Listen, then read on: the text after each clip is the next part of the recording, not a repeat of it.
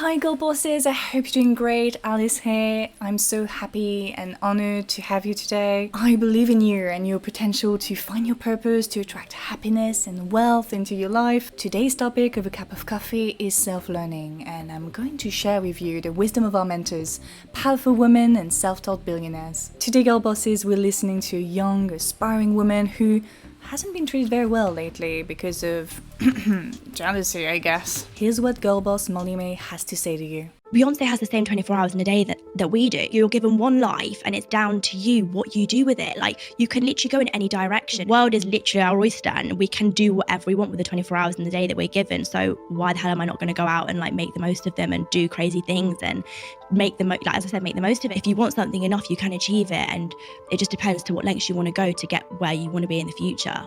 Wow, she's speaking the truth here. Now, there are two types of people on earth. People with a growth mindset, people like Molly May, who hustle, who read, who learn, and most importantly, don't rely on other people to achieve their goals. And then there are people with a fixed mindset, people who accept things as they are. The question I'm asking you today is, which camp are you? Okay, girl bosses, that's it for me today. I'll see you tomorrow with another A Cup of Coffee. Now repeat after me. I am strong, I am powerful, and I'm despicable. You've got this, babe.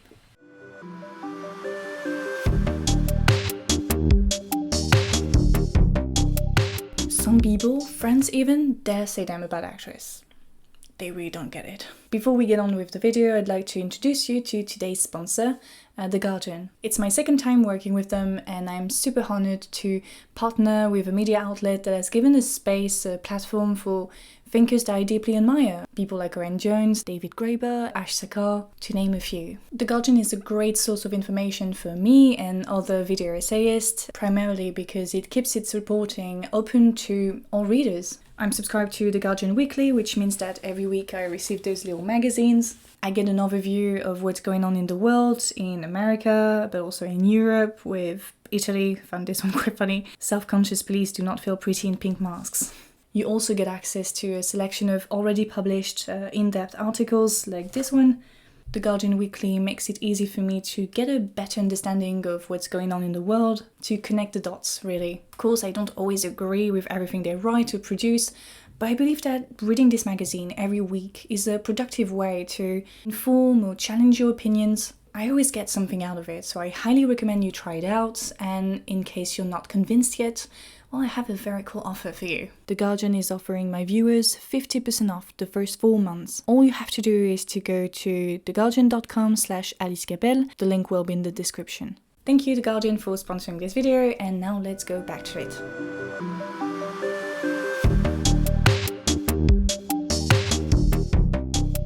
Molly May has been under fire recently after appearing on the podcast of Dragon's Den investor Steven Bartlett. Her belief that we all have the same 24 hours in a day and therefore are responsible for our present and future situation isn't new, yet it really didn't sit right this time.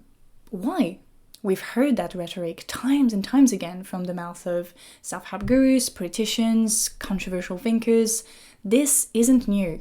What is new here is that we're hearing it from the mouth of a young female Gen Z influencer. It was a shock for many to see a member of the most educated, most socially aware generation that ever existed perpetuate a discourse that we thought was dead. In mainstream media, Generation Z is often portrayed as eager to protest, to ask for social justice, climate justice, officials' accountability, while Molly May represents another facet of that generation, one that favors personal responsibility and self-reliance as a way to live a happy and financially stable life. Both facets of that generation aren't as opposed as we like to think, because they both result from the same issues: job insecurity, rising costs of living, poor mental health, and our officials' failure to tackle those issues. Facing Molly May on that day was Steven Bartlett, a newly appointed dragon in the famous British show Dragon's Den, that I recently discovered actually. Steven is the youngest and first black dragon on the show. A business school dropout, he built a marketing business, Social Chain, at 18,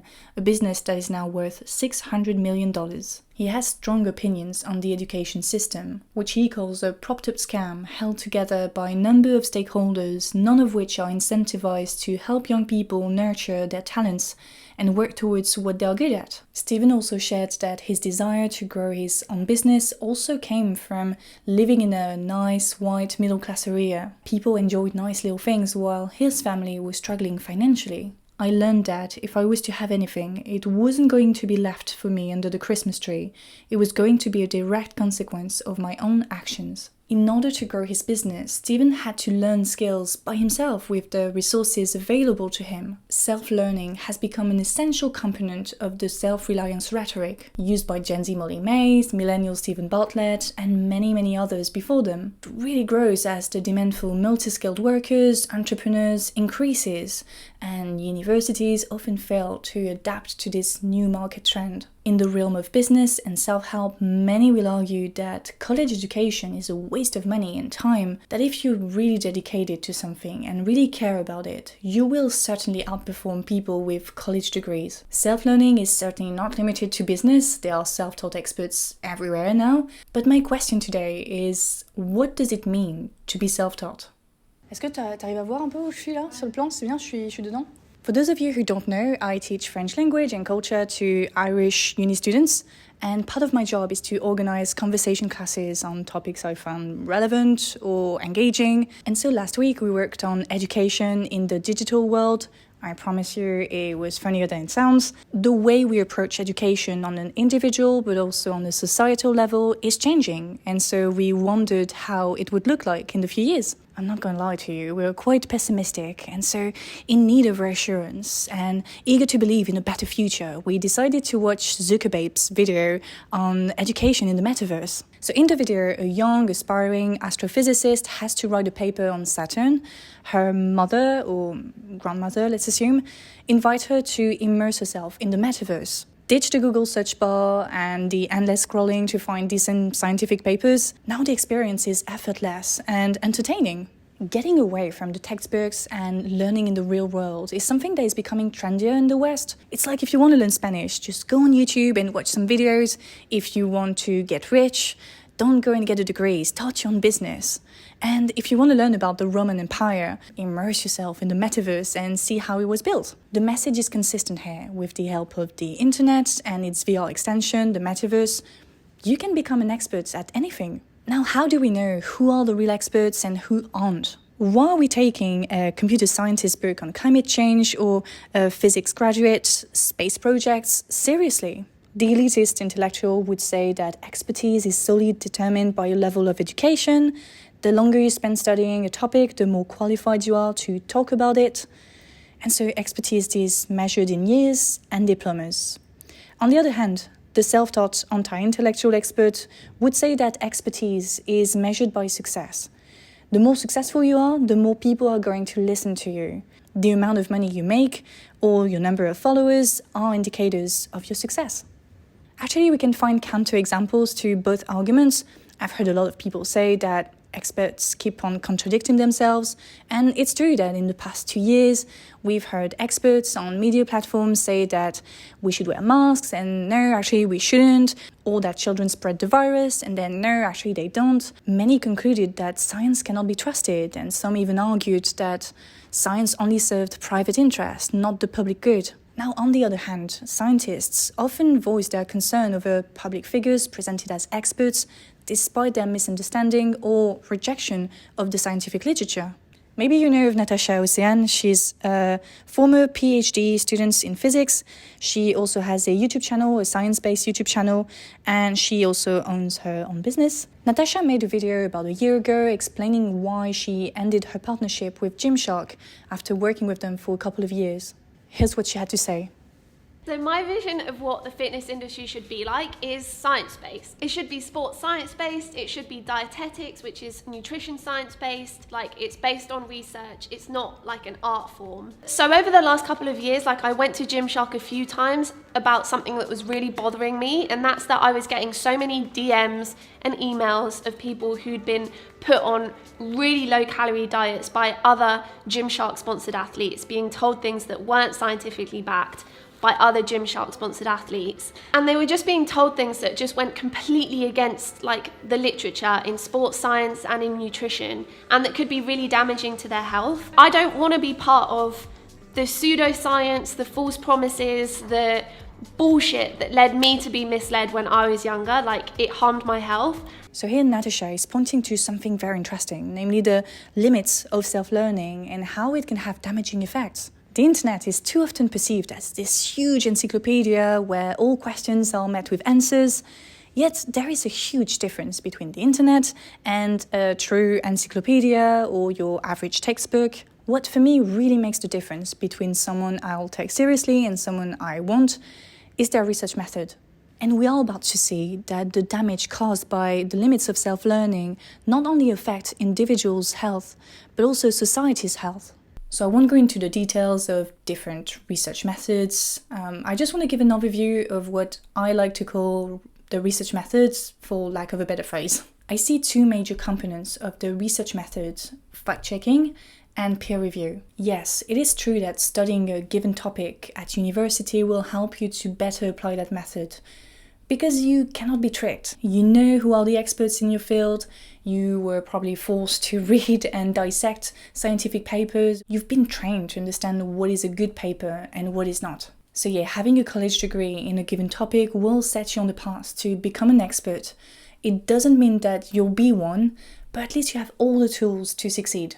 Now, what happens when you don't have a degree in the field you are interested in, but you care about it so much that you really want to find a way to talk about it without spreading misinformation, or fail to apply the research method? To answer that question, let's look at what journalists do. Journalists cannot afford to be experts in every single field, but it's often required of them to make in-depth analysis on very diverse topics. So in order to avoid spreading misinformation and lose credibility, respectable media outlets have built very robust fact-checking systems. That is something you can do too, and something that I actually turned into a habit. I try as much as I can to fact-check what I say, whether I'm making a video or I'm talking to a friend. If I'm not sure what I'm saying is true, I'll make sure to state it to the other person. Peer review is also crucial when trying to figure out who's the expert and who's not. When fact-checking, you have to make sure that the information you collected comes from a trustworthy source that has been reviewed by experts in the field. I remember when I had to write my first year master's dissertation, one of my main concerns, and something I voiced to my tutor, was to figure out what are the good sources, which sources should I trust, and how to notice the dodgy ones. He simply replied, "When unsure, just stick to the big names, the big universities, big publications. The pressure on them is so big that they can only publish very high quality work. Only when you develop a certain expertise in the field, you'll be able to assess smaller publications and less renowned researchers. And finally, if the scientific article isn't peer-reviewed, don't even use it." So to sum it up, when practicing self-learning, we have to make sure that we fact-check the information we collect. We shouldn't wait for scientists, experts to do it for us after the damages are done. Also, and that's the peer review part, fact-checking doesn't mean clicking on the first link on Google. The information picked has to come from trustworthy sources. Violating these two core principles of the research method because of laziness, so if you know it but refuse to do it, by ignorance, if you don't know about it, or for sensationalism and clicks, is in fact very, very harmful in the long run, because it encourages people to distrust science as a whole. That's what the movie Don't Look Up tried to convey. The society presented in the movie is one where scientific experts are depicted as emotionally driven charlatans, while politicians, the media, and average citizens are pragmatic people relying on common sense and only trusting their senses, vision in that case, to figure out what needs to be done. I truly believe that we need to democratize the research methods outside of universities for the future of science. And we have to do that from an early age so that individuals can apply it to their daily lives. That is critical thinking. That's something I try to promote on this channel. My students know that I like to challenge their beliefs, force them to ask questions about the learning materials they are given. Honestly, whatever your political beliefs are, You have to challenge yourself. You have to read outside your comfort zone, question people's biases, and understand how it might play in the way they deliver information. For me, that's the best way to become a better advocate of your own cause, to get people to listen to you, even if they don't agree with you. Always keep in mind who you are fighting against. That's it for today. I hope you enjoyed this one. I'm not gonna lie, I wanted to cover everything and realized that I wasn't really making my point. So I kept other ideas for future videos. If you like this video, I'd appreciate if you could leave a like. Don't forget to subscribe if it's not done already. My patrons helped me with this one, so a big thank you to them. And a special thank to Joshua, James, Scala, Emmanuel, Alberto, and Joshelle. Last thank you to The Guardian for sponsoring this video. The link to the offer will be in the description. And yep, I'll see you soon. Salut! You can do it, Alice. You can do it. Whatever... No.